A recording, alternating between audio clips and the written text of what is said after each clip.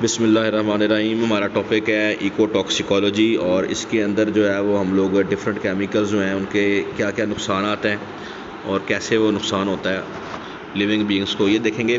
Plus इसमें हम देखेंगे कि जो हैवी मेटल्स हैं उनकी टॉक्सिकोलॉजी वो भी हम इसमें देखेंगे।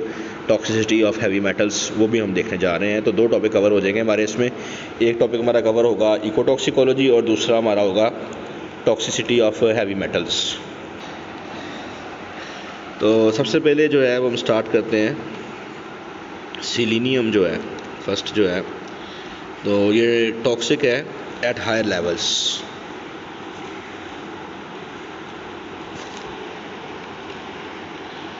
ओके, तो फर्स्ट वन हमारी लिस्ट पे आर्सेनिक है।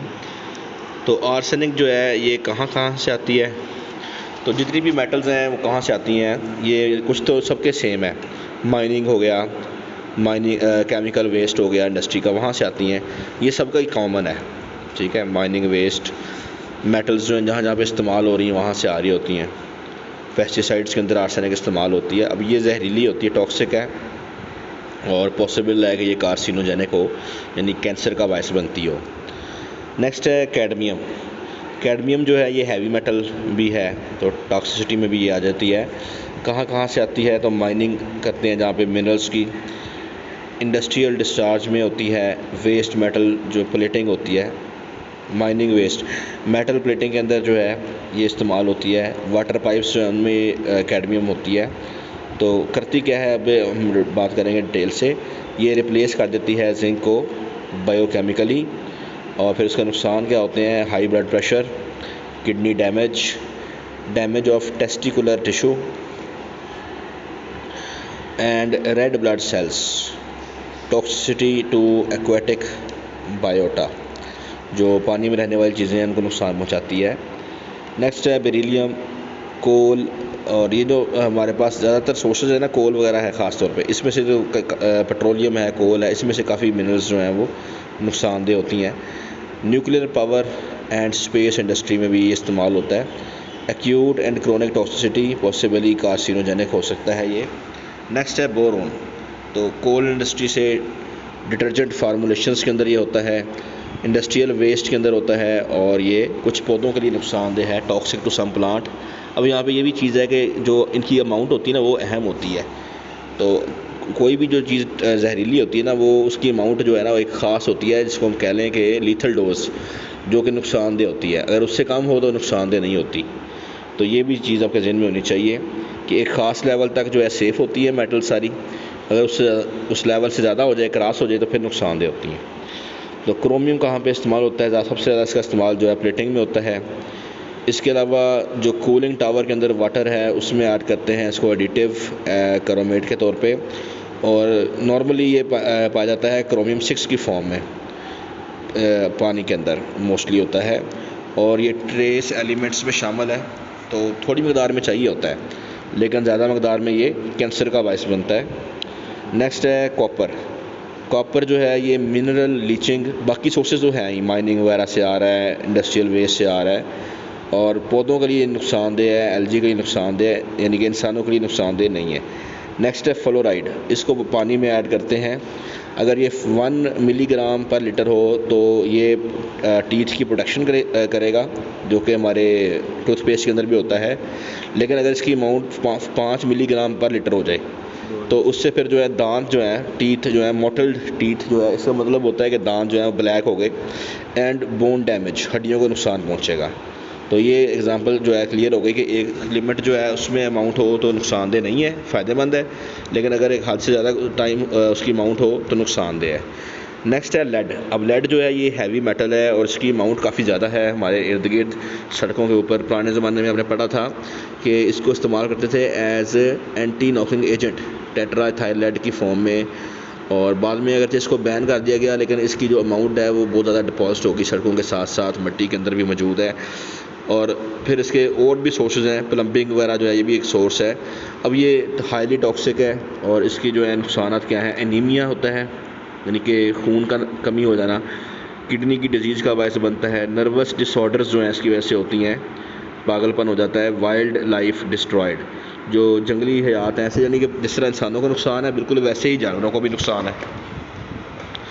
नेक्स्ट है मैंगनीज़। तो एसिड माइन ड्रेनेज, जो माइन के अंदर से पानी वगैरह निकलता है एसिडिक, उसमें ये मौजूद होता है और ये पौधों के लिए नुकसानदेह है, इंसानों के लिए नुकसानदेह नहीं है। और फिर उसकी बात वही है कि एक ख़ास अमाउंट में ये नुकसानदेह नहीं होती, अगर उससे ज़्यादा हो तो फिर नुकसानदेह है। मरकरी जो है ये हैवी मेटल है और बहुत नुकसानदेह है। इसको इस्तेमाल करते हैं जहर के अंदर, पेस्टिसाइड्स कीड़े मकोड़े मारने के लिए इस्तेमाल करते हैं। ये हाईली टॉक्सिक है, ब्लड कैंसर का बायस बनती है इंसानों में।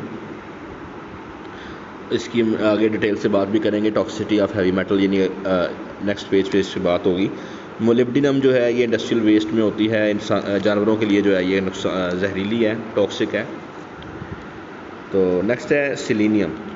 सिलीनियम जो है ये टॉक्सिक है at higher levels, same way. Zinc जो है ये इस्तेमाल होती है मेटल प्लेटिंग में और ये पौधों के लिए नुकसानदेह है at higher levels. Low level पे जो है उनको चाहिए होती है, अगर ज़्यादा लेवल हो जाएगा तो फिर नुकसानदेह होगी। अब जो हैवी मेटल्स हैं हमारी Hg2+, lead2+, कैडमियम2+, ये किस तरह से नुकसान पहुंचाती हैं ये भी समझना ज़रूरी है। एक्चुअली ये क्या है, ये है एंजाइम इनहिबिटर्स।